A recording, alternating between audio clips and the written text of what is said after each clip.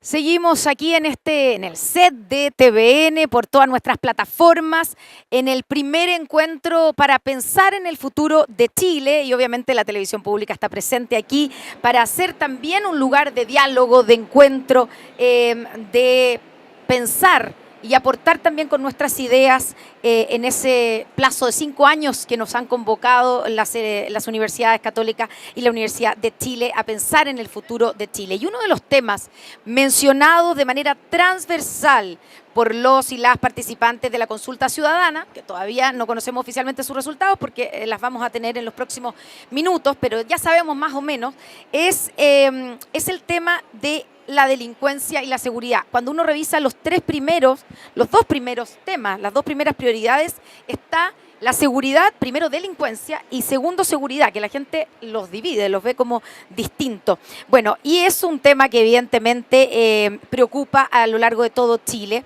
y que aparece en la consulta. Tenemos que hablar de Chile, también no es la excepción. Y para hablar sobre este tema tenemos a nuestros invitados, a Daniel Johnson, director ejecutivo de Fundación Paz Ciudadana. Daniel, bienvenido, gracias por estar con nosotros. Y también tenemos a este otro lado a Paula Urenda, gerenta general de la Cámara Chilena de la Construcción. Paula, bienvenida. Muchas gracias. Y por allá, Hernán Hochschild, director ejecutivo de Tenemos que hablar de Chile, el organizador de todo esto, podemos decir. Muchísimas gracias. El responsable de que estemos no, aquí, Hernán. No, son muchos y TVN ha sido pieza clave, así que agradecerle también a todo TVN por cómo se han jugado por esto. Bueno, ¿qué está pasando con la sensación de seguridad en Chile? Porque cuando nos invitan aquí a pensar en el futuro, yo hablaba recién con los rectores y de las dos universidades, y claro, te hablan del tema de la educación, te hablan del tema de la salud, de la inteligencia artificial, de la ciencia, pero cuando le preguntan a la gente, cuando aterrizamos en la preocupación principal es la delincuencia y la seguridad. Entonces, y eso no es que sea mentira, es así. ¿Qué está pasando con la sensación de seguridad en Chile? Daniel, tú que eres experto en este tema y que estás ahí, tienes como al dedillo la sensación térmica de lo que está pasando en nuestro país. A ver, efectivamente. ¿Es una sensación real? Siempre nos preguntamos un poco lo mismo, pero... La sensación es real. La sensación sí. Sí. Pero ¿se condice con la realidad? Se condice, a ver, hay que vincularla con distintos aspectos del delito para entender si tiene o no tiene una justificación, que es lo que podríamos tratar de encontrar ese vínculo. La verdad es que en cantidad de delitos, no. Tenemos menos delitos hoy día, menos familias víctimas de delito de las que teníamos antes de la pandemia. La pandemia hizo bajar los delitos en Chile de manera muy importante en cantidad, pero la percepción de inseguridad es extremadamente alta y las familias están dejando de hacer muchas cosas y limitando sus acciones producto de esa sensación de temor. Ya, ahora, al tiro te voy a preguntar algo ahí, me surge inmediatamente la pregunta. Menos delitos, pero más violentos. Y eso es lo que me imagino que hace que la gente se asuste más. No es solo lo que genera temor en la familia, no es solo la probabilidad de ser víctima de un delito, sino también qué daño me puede hacer ese delito. Y por supuesto que cuando estamos comparando hurtos con homicidios, la relación es absolutamente distinta. Y los homicidios, lamentablemente, hemos visto un aumento muy importante en Chile, el orden del 70% en los últimos 7 años. Hemos visto un aumento de otros delitos que, si bien de frecuencia son mucho más bajos, también han crecido de manera importante: extorsión, secuestro. Y visualizar ese tipo de delito, donde hay mayor participación de armas de fuego, donde tenemos víctimas que son de edades más jóvenes también, donde evidentemente genera que las familias estén sintiendo mucho más temor al delito que lo que tenían antes. Paula, ustedes en la Cámara Chilena de la Construcción, no sé si fue a principios de año, pero ya hace algunos meses hicieron y participaron, convocaron un encuentro también de seguridad, donde fueron como 100 alcaldes de Chile reuniéndose. Y claro, uno se hacía la pregunta en ese encuentro, ¿por qué es importante, digamos, para la Cámara Chilena de la Construcción, pensando en la actividad económica, por qué es importante preocuparse de la seguridad? ¿Por qué para ustedes es una preocupación? ¿Cómo se cruzan? ¿Por qué nuestro país tiene un problema, digamos, también para la confianza de los inversionistas, para el crecimiento económico, a la hora de hablar de seguridad? Efectivamente, yo creo que puede haber parecido quizás sorprendente o raro que la Cámara Chilena de la Construcción se haya involucrado en un tema como este. No es de los temas que habitualmente nosotros tocamos, pero yo diría que en este año en particular lo hicimos por dos motivos. Uno, porque ciertamente implica un riesgo muy importante para la actividad económica, para la inversión. Hoy día las empresas están teniendo que asumir costos muy relevantes para ellos hacerse cargo de prevención en temas de seguridad en sus obras. Por ejemplo, hemos tenido casos bien importantes, específicamente en la Araucanía, de muchos daños, por supuesto, a equipamiento y a personas. Pero por otro lado, nos parecía que era un tema que desde la ciudad podía abordarse, y no solamente desde las penas de los años de cárcel y demás carabineros, incluso de militarizar la seguridad en las ciudades, que son las discusiones que han estado en la palestra este año, sino que cómo desde la construcción de ciudad nosotros podemos hacer un aporte para la prevención de la delincuencia, y en eso la Cámara tiene un rol muy fundamental. Ya, y el diagnóstico ahí, ¿cuál fue después del encuentro con los 100 alcaldes de Chile en ese sentido? ¿Cuál es el desafío como ciudades, como ciudad aquí en la región metropolitana, Santiago, pero en las ciudades, cuál es el desafío para poder prevenir la delincuencia, para poder mejorar en ese sentido y sentirnos un poco más seguros? Así es, bueno, como nosotros tampoco éramos expertos en la temática, convocamos a Tenemos que hablar de Chile y a Paz Ciudadana. De hecho, fue un encuentro que hicimos entre las tres organizaciones, y lo que apareció de ahí fueron hallazgos bien relevantes porque vinieron desde los mismos alcaldes y porque además hubo bastante consenso en cosas concretas que se podrían hacer. O sea, nosotros incentivamos a que la conversación llevara a acciones concretas que pudiésemos implementar en el corto o mediano plazo. Y aparecen como grandes objetivos, uno, copar los espacios, o sea, cómo quitarle los espacios a la delincuencia, y eso tiene que ver con la construcción de infraestructura, iluminación, plazas, puntos de encuentro, pero no solamente tenemos que quitarle los espacios a la delincuencia, sino que también quitarle a los jóvenes. Eso salió también como un hallazgo bien relevante de cómo básicamente generamos espacios donde los jóvenes los saquemos de la calle, tanto desde sus colegios con actividades extraprogramáticas, y ahí salieron varias ideas bien concretas que algunas municipalidades habían implementado con bastante éxito. Eso se planteaba como los dos grandes hallazgos de qué es lo que se quería lograr, pero también llegamos a hallazgos de, bueno, ¿cómo lo hacemos? ¿Cómo hacemos que esto pase? Y varias conversaciones de la forma en que tenemos que trabajar. Aparece la colaboración claramente como algo muy relevante, no solamente dentro del municipio, dentro de los distintos servicios, que uno pareciera que debiese ser obvio, pero no es tan obvio, porque esto es un problema sistémico, no es un problema de la Dirección de Seguridad, sino que involucra salud, involucra educación, etcétera, sino que también la colaboración con los otros organismos del Estado y también con la empresa privada. Por ejemplo, ahí salían iniciativas como la extensión de los horarios del comercio. Claramente es algo que hay que conversar con el mundo de la empresa, con el Estado. Tiene un impacto en seguridad y en delincuencia, y son discusiones que quizás deberíamos empezar a tener considerando ese factor. Hernán, hace 5 años partió Tenemos que hablar de Chile. Hoy día las preocupaciones de lo que se muestran en la consulta ciudadana son las mismas. Hoy día estamos con la seguridad y la delincuencia como número 1, como número 2, pero tengo la sensación que hace 5 años estábamos más preocupados de tener pensiones más dignas, de tener una mejor educación, de otras cosas. ¿Qué pasó? A ver, bajo tu mirada, bajo la mirada de Tenemos que hablar de Chile. Es una mezcla, ¿ya? Hay cosas que están latentes, que quizás siguen ahí y hoy día no se conversan, y hay otras conversaciones que han aparecido con más fuerza. Yo diría que lo primero es que si uno mira los fenómenos del 2020, del 2019, son fenómenos en que había mucha dispersión de causa. Uno piensa en esas grandes marchas que hubo, habían carteles de 1000 temas distintos. Había una cierta sensación común, que esta sensación, ¿cierto?, que se la ha llamado, ¿cierto?, como el malestar, y que tiene que ver con la fragilidad de los proyectos de vida. Y esa fragilidad puede tener razones en las pensiones, puede tener razones en la salud, puede tener razones, ¿cierto?, en la educación, puede tener razones en la vivienda, ¿cierto? Podía tener justificaciones muy distintas, pero era una cierta sensación común. Y lo que hemos ido viendo es que esa sensación común lamentablemente se mantiene, pero se llena de un discurso que empieza a ser común. ¿Ah? Y el discurso que empieza a ser común es este discurso de la seguridad, ¿cierto?, de un cierto miedo y una cierta pérdida de proyección país. ¿Ah? Y cuando tú dejas de proyectarte como país, empiezas a perder la esperanza.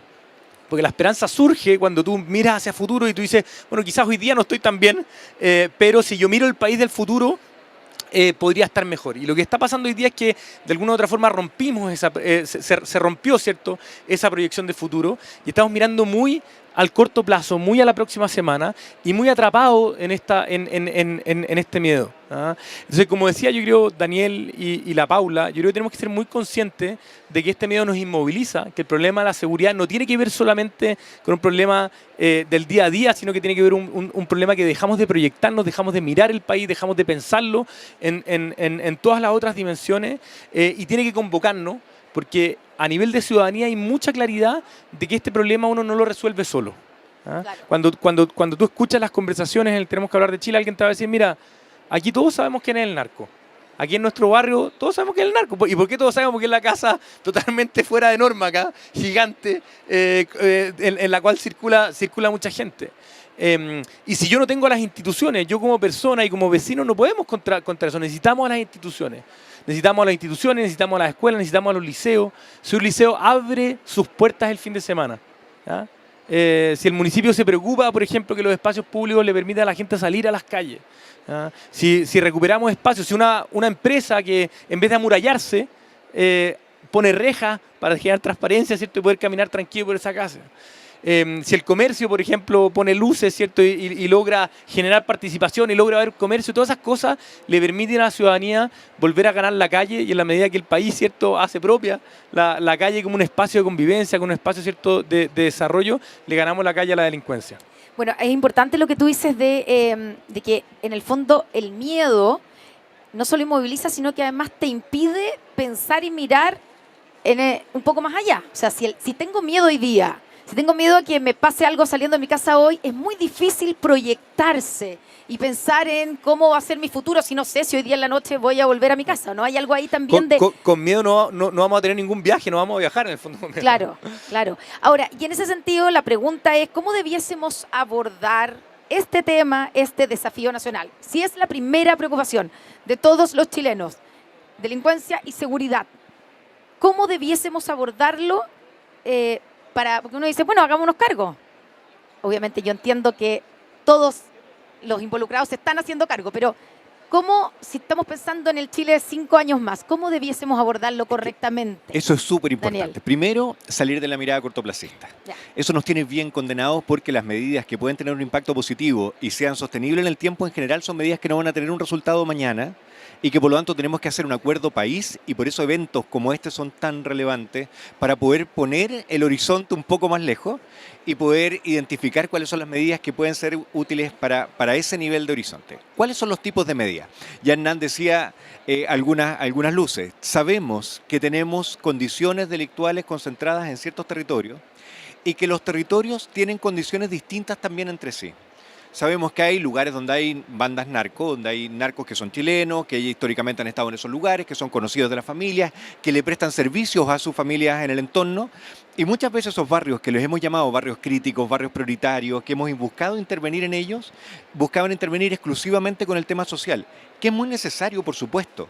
Pero si uno no se hace cargo en paralelo también del tema delictual y por lo tanto la persecución penal que tiene que funcionar no funciona, al final lo que va a pasar es que ese narco va a mirar por la ventana el trabajo social que se está haciendo, va a colaborar incluso con él y no va a competir a veces con él, muchas veces compite con el Estado. Efectivamente, en algunos lugares donde el Estado está entrando sí, pero en otros lugares en este tipo de servicios sociales suele complementarlo. Por ejemplo, se construyó una cancha de fútbol, al narco le encanta la cancha de fútbol, juega fútbol también y le compra los equipos de fútbol para que jueguen y organiza el campeonato.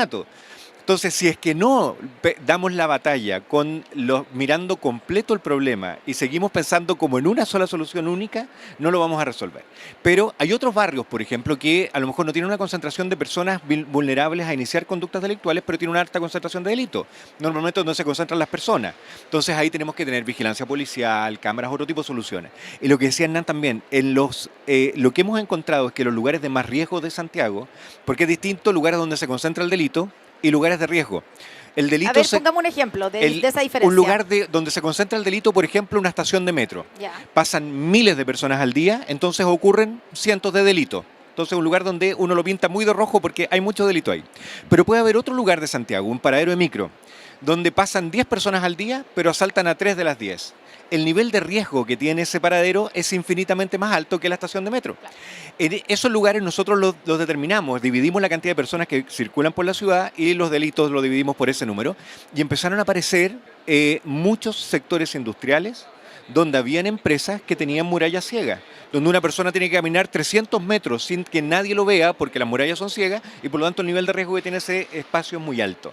Entonces necesitamos mirar primero, mirar el problema en su completitud, mirarlo con un horizonte de largo plazo y hacer una invitación amplia a que esto no lo va a resolver el Estado solo, ni siquiera las distintas instituciones que tiene el Estado, sino que necesitamos participación ciudadana, empresarios, fundaciones, colaborando en este proceso. Ya, vamos a hablar también de eso, de la colaboración, de cuánto importa la colaboración para eso. Pero antes de pasar a la Paula, a tu juicio, las políticas públicas que hoy se están aplicando para combatir la delincuencia y la inseguridad, ¿están por el camino correcto o nos está faltando precisamente esa visión de largo plazo? Estoy pensando también en toda la parte preventiva, que eso sí es una inversión a largo plazo y donde supuestamente debiera estar como la madre del cordero, como se dice, la solución de fondo. Efectivamente. ¿Cuánto estamos preocupándonos de eso? Poco, la verdad es que es poco. Primero tenemos como dos defectos. Solemos pensar en Chile que vamos a resolver los problemas a través de la norma. Entonces hacemos una apuesta muy grande en los esfuerzos legislativos, costosos, largos, y la verdad nos preocupamos poco después de cómo se implementa eso como una solución. Entonces ahí tenemos un problema.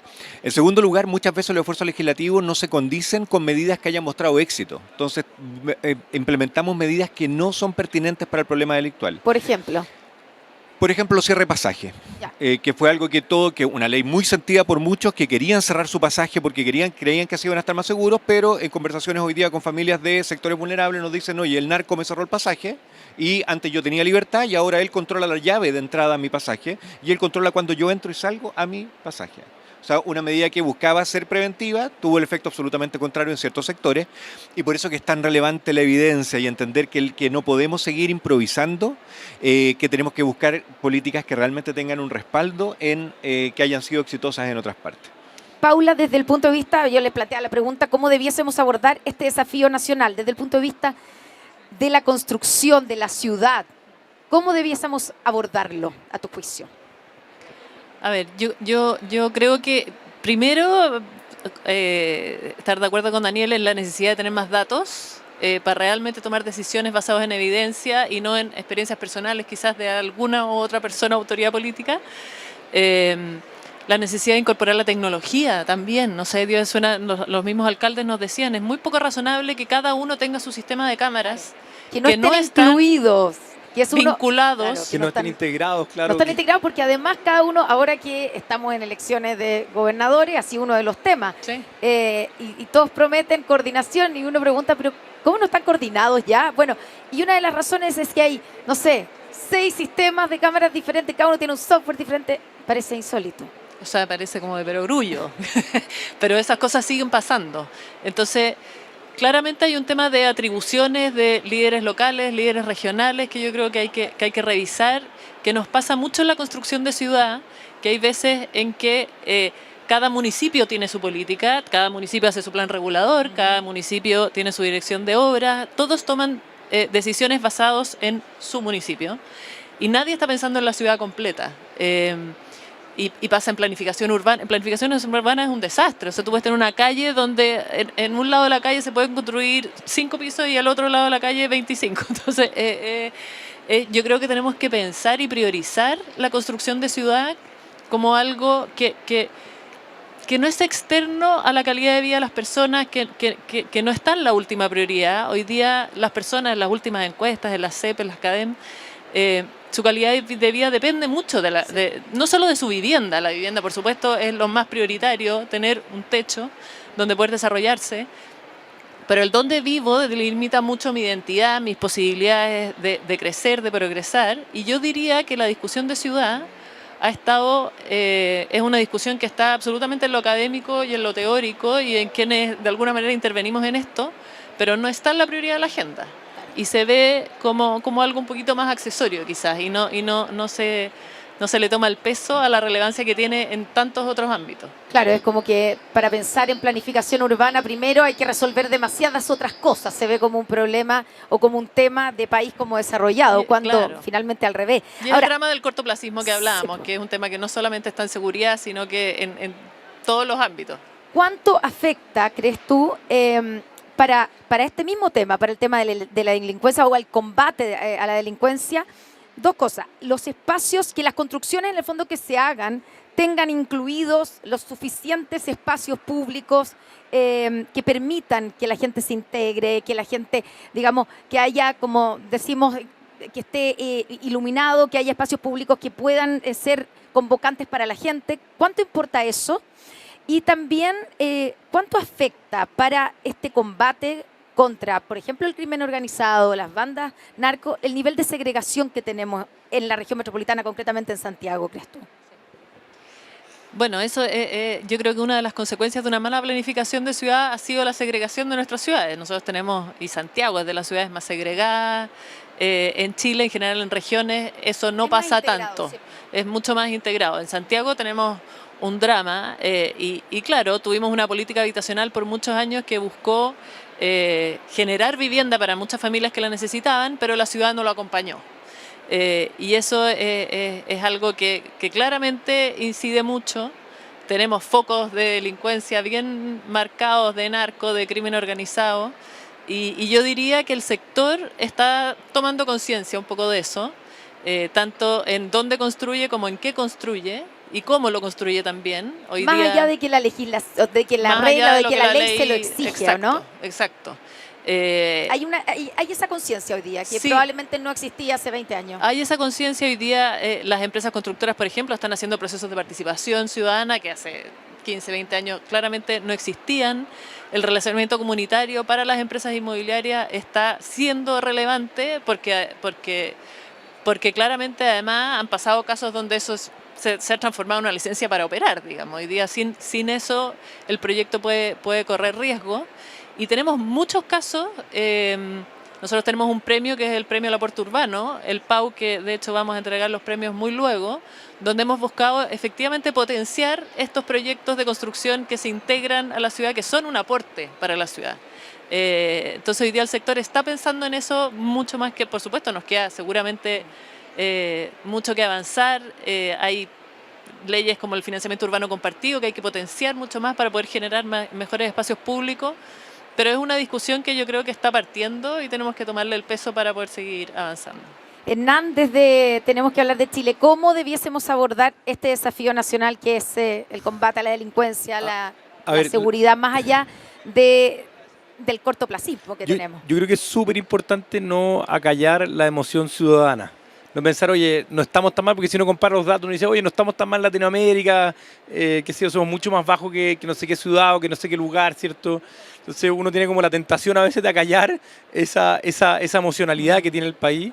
Al revés, yo creo que hay que tomarla como positiva. En Chile hoy día tenemos mucha claridad a nivel país que el tema de seguridad es fundamental y que el nivel de tolerancia que tiene la ciudadanía con estos temas es cero.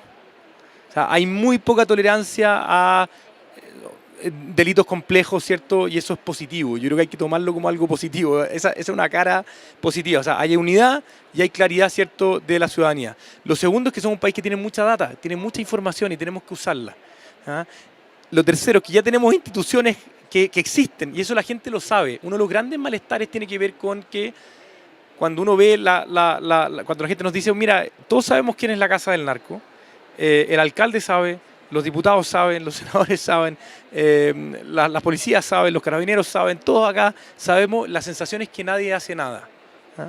Y yo creo que hay ahí un eje clave de que tenemos que empezar a mostrar acción. Es verdad que estas cosas toman tiempo, pero si no mostramos acción en unidad, acción compartida, ¿cierto?, de todos los actores, es difícil que seamos capaces de transformar esta homogeneidad respecto a la demanda sobre reducir la delincuencia y la seguridad en una mejor percepción de la ciudadanía. Ya, pero cuando te refieres a acción concreta, claro, la gente quiere ver resultados, ¿cierto? La gente quiere ver que le pasa algo al señor pero que no está al tiene por lado. qué ser inmediato. La gente quiere ver que la institucionalidad se está movilizando coordinadamente, todos los actores, ¿cierto?, hacia reducir esta problemática.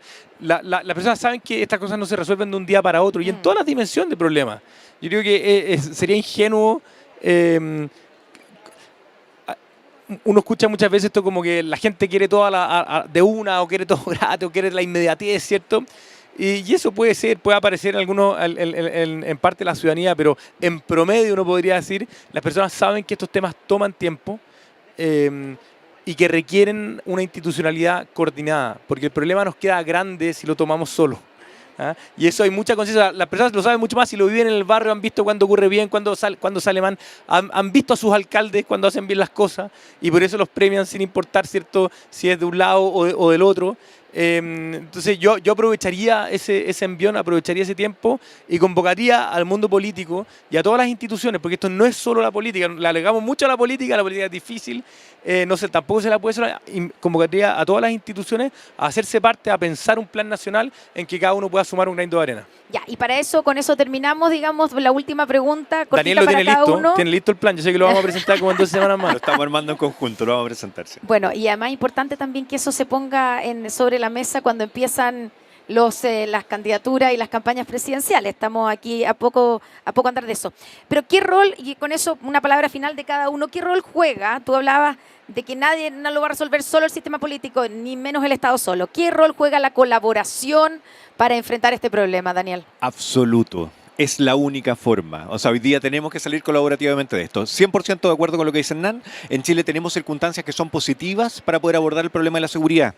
Tenemos instituciones que son fuertes. Nuestras instituciones no son profundamente corruptas, ni mucho menos como son en otros países. Tenemos una institucionalidad fuerte. Tenemos una tensión. La gente no está cómoda y quiere que se hagan cosas. Tenemos datos que nos permiten focalizar correctamente. Tenemos el problema focalizado y identificable dónde está y por lo tanto la coordinación interinstitucional para poder intervenir es lo que nos falta junto con la mirada de largo plazo. Si juntamos esos dos componentes, creo que podemos resolver este problema a lo largo de los próximos 5 o 8 años más. Podemos tener índices muy distintos de seguridad. Es el minuto de hacer el cambio. Me gusta escuchar a Daniel Johnson porque uno termina como, vamos, hagámoslo. ¿Cuándo empezamos? Oye, yo lo vi en plan, así que yo sé que le pone la ficha. Paula.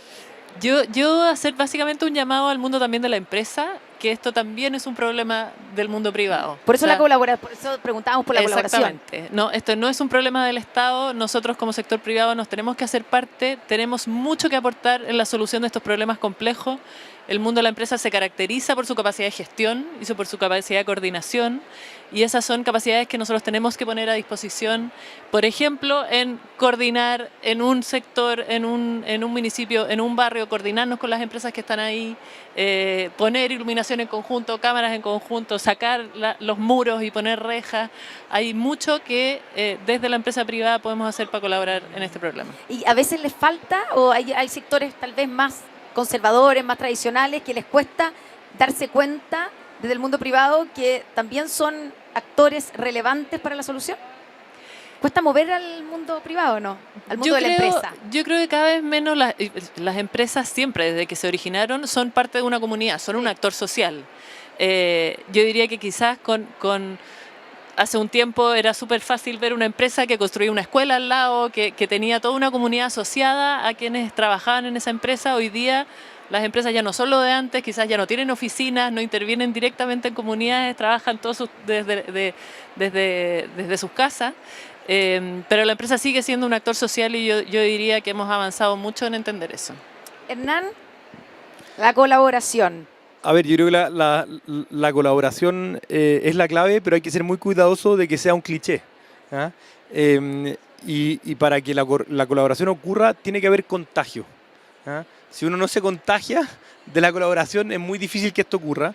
Y ahí creo que los grandes líderes políticos de nuestro país, los grandes líderes empresariales, los grandes líderes sociales, tienen que ser capaces de romper un poco a veces estas tensiones, ser capaces de entender de que el país tiene una expectativa muy grande de lo que están haciendo todas las instituciones, y empezar a sumar el granito de arena de una forma un poquito más incondicional y no tan condicionada. ¿ah? Yo de verdad creo que está todo el potencial para lograrlo. Creo que hay muchas empresas que están dispuestas a jugarse por este tema. Creo que hay muchos políticos que están dispuestos a jugarse por este tema. Creo que hay mucha academia que está dispuesta a jugarse por este tema. Muchos líderes sociales que están dispuestos a jugarse por este tema.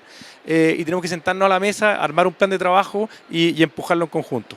Hernán Hochschild, Paula Urenda, Daniel Johnson, muchas gracias a los tres por haber participado en este diálogo sobre seguridad sobre todo y en uno de los tantos diálogos que hemos tenido esta mañana en este primer encuentro para pensar en Chile. Muchas gracias a los tres, muchas gracias a ustedes que nos acompañaron. Vamos a seguir dialogando, vamos a seguir conversando, así es que nos encontramos en los próximos minutos con una nueva conversación aquí desde el Centro Cultural Estación Mapocho.